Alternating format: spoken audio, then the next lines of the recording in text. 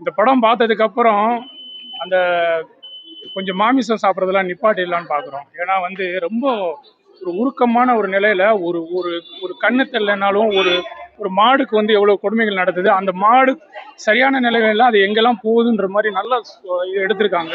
ஒருத்தவங்க அன்பை காட்டுறதும், ஒருத்தவங்க வந்து தன்னோட கௌரவத்துக்காகவும் வளர்க்குற மாதிரி இந்த மாடுகளை பற்றி சொல்லியிருக்காங்க. ஆனால் இந்த படம் வந்து எல்லாருமே பார்க்கணும். அலங்காநல்லூர் மதுரை ஜல்லிக்கட்டுக்கு ஃபேமஸ் ஆகி எப்படி நம்ம ஜல்லிக்கட்டை மீட்டு எடுத்தோமோ அந்த அளவுக்கு இந்த படம் வந்து உண்மையிலே ரொம்ப சூப்பராக எடுத்திருக்காங்க. அருமையாக இருக்குது. கதையும் கொண்டு போகிற விதமும் நல்லா இருந்துருச்சு. நிறைய முடிச்சுகள் கொடுத்து கடைசியாக அதை அவுக்கும் போது படம் ரொம்ப அருமையாக இருக்கும். ஹீரோயின் சூப்பராக பண்ணியிருக்காங்க. ஃபர்ஸ்ட் படம் மாதிரியே தெரியல அவங்களுக்கு.